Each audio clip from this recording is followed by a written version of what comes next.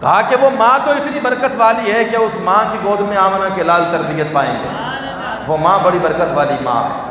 حضرت سیدہ آمنہ رضی اللہ تعالی عنہا، کروڑوں رحمتیں اللہ رب العالمین ان کی قبر انور پر نازل فرمائے۔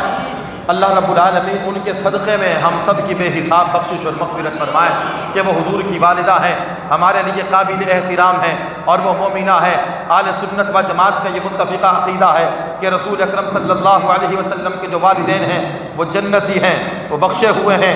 کچھ لوگوں نے اس پر اختلاف کیا، کہا کہ حضرت آمنہ اور حضرت عبداللہ کے بارے میں کہ وہ ان کو مومن نہیں مانتے، کہتے کہ ہمارا عقیدہ ہے۔ ہم نے کہا تمہارا عقیدہ ہے تو اپنے پاس رکھو، ہمارا عقیدہ اور نظریہ یہ ہے کہ جو رسول اکرم صلی اللہ علیہ وسلم کے والدین ہیں الحمدللہ جنتی ہیں، بخشے ہوئے ہیں، اور قیامت کے دن نہ جانے کتنے لوگوں کے بخشے جانے کا وہ ذریعہ بھی بنیں گے۔ کہا کہ نہیں، کیسے بخشے گئے؟ حضور علیہ السلام کو ابھی 6 سال آپ کی عمر مبارکہ تھی اور حضرت آمنہ آپ کی والدہ انتقال کر گئی اور حضور ابھی کائنات میں نہیں آئے۔ حضرت عبداللہ پہلے انتقال کر گئے، فطرت پر تھے، کبھی بھی اپنی زندگی میں کسی بت کے سامنے سجدہ نہیں کیا۔ حضرت عبداللہ حضور کے کائنات میں آنے سے پہلے کائنات سے چلے گئے۔ قرآن اس بات پر شاہد ہے، وَتَقَلُّبَكَ فِي السَّاجِدِينَ، اے پیغمبر ہم آپ کو سجدہ کرنے والوں میں منتقل کرتے رہے۔ حضرت آدم سے لے کر حضرت عبداللہ تک رسول اللہ کا جتنا بھی سلسلہ نسب ہے، حضرت عبداللہ سے آگے آپ گنتے جائیں حضرت آدم تک، جتنے بھی آپ کے آباء و اجداد آتے رہے، جس کا بھی زمانہ رہا،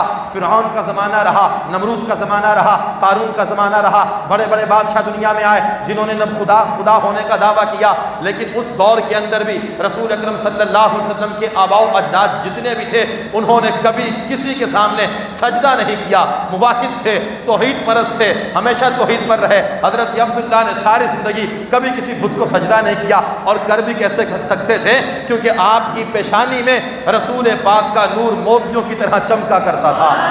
آپ بھی اگر کہیں سے گزرا کرتے تھے تو درخت آپ کے سامنے جھک جایا کرتے تھے، پتھر آپ کو سلام ارشاد فرمایا کرتے تھے۔ رسول پاک کی والد گرامی ہیں۔ آج رسول اللہ کی والدہ پر اعتراض کرنے والے سوچے تو صحیح، روایتوں میں آتا ہے حضرت یونس علیہ السلام کو جس مچھلی نے نگل لیا اور 40 دن حضرت یونس علیہ السلام مچھلی کے پیٹ میں رہے اور اس کے اندر پڑھتے رہے لا الہ الا انت سبحانک انی کنت من الظالمین، تو پروردگار عالم نے آپ کو مچھلی کے پیٹ سے باہر نکالا۔ 1 دن 2 دن 4 دن 5 دن نہیں، ایک تو بندہ سمندر میں گر جائے ویسے ہی پانی میں سانس نہیں آتا، دوسرا سمندر کے بعد بندہ مچھلی کے پیٹ میں چلا جائے۔ یہ رب ہی کی تو قدرت ہے کہ وہ بندے کو نہ صرف پانی میں بلکہ پانی میں موجود مچھلی کے پیٹ میں رب تبارک و تعالیٰ نے حضرت یونس کو 40 روز تک زندہ رکھا۔ یہ خالق کائنات کی قدرت کاملہ ہے، اور پروردگار عالم کے انبیاء کا یہ معجزہ ہے کہ مچھلی کے پیٹ میں بھی 40 دن زندہ رہے اور اس میں یہ دعا پڑھتے رہے۔ اللہ نے پھر یہ کلمات حضرت یونس کے سینے پر آپ کے ذہن پر الہام فرمایا، آپ نے ان کلمات کو پڑھا تو اس مچھلی نے آپ کو کنارے پر آ کر نگل دیا۔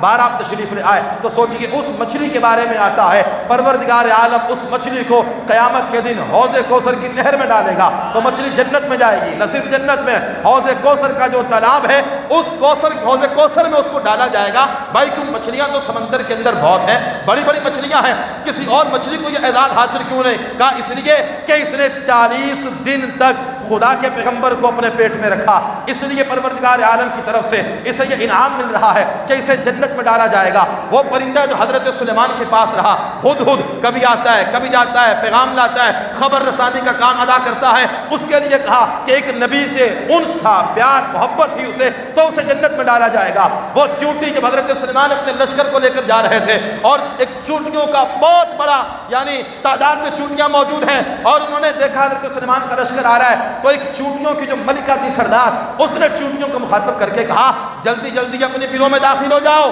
کہیں ایسا نہ ہو کہ سلیمان کا لشکر تمہیں اپنے پاؤں تلے روند ڈالے۔ اس چونٹی نے جب یہ خطاب اپنی دیگر چونٹیوں سے کیا تو یہ خدا کی قدرت ہے۔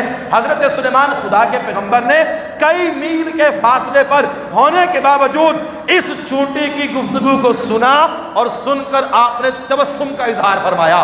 آپ مسکرا دیے اور مسکرا کر کہا کہ میں نے سنا ہے کہ ایک چونٹی اس طریقے سے اپنی چونٹیوں سے کہہ رہی ہے کہ اپنے اپنے بلوں میں چلے جاؤ، سلیمان کا لشکر آ رہا ہے، کہ ایسا نہ ہو کہ تمہیں اپنے پاؤں تلے روند ڈالے۔ اس کے بارے میں کہا کہ اس چونٹی کو بھی اللہ جنت میں لے جائے گا، اس لیے کہ اس نے کلام کیا اور اس کے کلام کو خدا کے پیغمبر نے سنا اور سننے پر آپ نے مسکراہٹ کا اظہار کیا۔ بھائی سوچنے کی بات ہے، چونٹی نبی سے تعلق ہو جائے تو جنتی ہے، ہدہد کا نبی سے تعلق ہو جائے تو جنتی ہے، مچھلی اگر 40 دن تک حضرت یونس کو اپنے پیٹ میں رکھے وہ تو جنت میں جائے۔ ہر مکتبہ فکر نے اس کو بیان کیا اور اس روایت کو بیان کیا کہ ہاں اس لیے کہ حضرت یونس اس کے پیٹ میں رہے۔ بھائی سوچنے کی بات ہے، کسی اور دلیل کو قبول نہ کرو، اگر خدا نے عقل دی ہے تو یہیں سے قیاس کر لو کہ اگر ایک مچھلی خدا کے پیغمبر کو 40 دن اپنے پیٹ میں رکھنے کی وجہ سے جنتی ہو سکتی ہے تو سوچئے کہ وہ ماں کہ جس نے محمد مصطفیٰ کو 9 مہینے اپنے پیٹ میں رکھا، خالق کائنات جنت میں انہیں کس قدر بلند و بالا مقام عطا فرمانے والا ہے۔